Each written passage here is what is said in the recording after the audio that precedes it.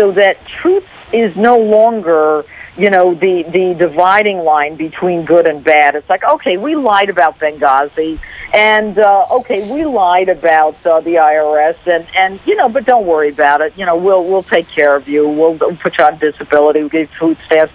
I am tired of senior citizens who have to decide between food and medicine, while we've got these freeloaders who came here illegally. I'm sorry, I'm not going to be an apologist.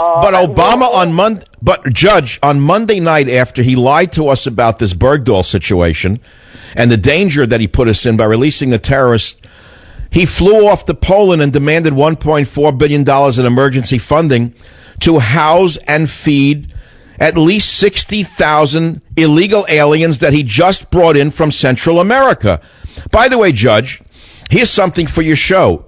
I know Guatemalans who made the trek through Mexico. They were beaten by the Mexicans, robbed by the Mexicans. The women were raped by the Mexicans. How do 60,000 children come here from Central America without being molested on their way through Mexico? How are they coming through a superhighway? Who's helping them in Mexico? What do you think? You answer the question. What, are we running Greyhound buses to Guatemala and to bring them in? Well, it's also, what it's like? It's like the Homeland Security buying all the bullets. I mean, and the uniforms. What's that about?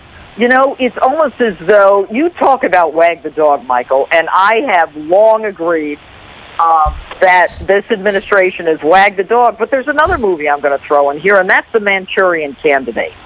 And what we've got now is someone who is, to our faces, doing things that no one is standing up to. And these people in Congress are, they're held in such low esteem for good reason.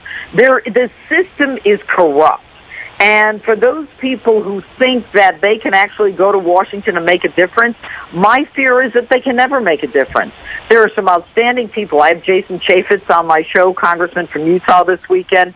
Trey Gowdy's a congressman that I'm friendly with, who's going to be running the select committee. But, truth and justice has no place in Washington anymore. And Eric Holder, I call him in over his head holder, because this guy won't prosecute anybody. He won't prosecute anybody. And this VA scandal, Michael, is the worst of the worst. When we give health care to illegals, we give health care to convicted felons, and we can't give health care to people who are veterans who fought for us in our own hospitals, dying because some clerk wants to make some money. And Obama's resolution is, let's take away their 2014 bonuses. Really?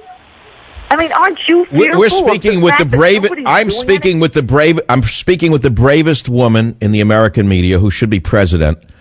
That's Judge Jeanine Pirro. She's my hero. I never say that. Judge, you got to understand something.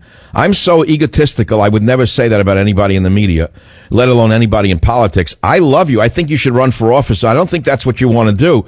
But you're on Fox News, and you actually called for the president to be impeached. If you'd be so kind as to stay with us, I'd like to ask you when we come back on the Savage Nation, what reaction have you gotten for saying the president should be impeached? Because this is something that I haven't heard, frankly, any of your cohorts say on Fox, and some of them do a great job, by the way, but none of them have gone that far, Judge. The minute I return in the Savage Nation, we'll have Judge Jeanine Pirro back to answer the question on saying the president should be impeached. I want to know what reaction she's gotten right here on the Savage Nation.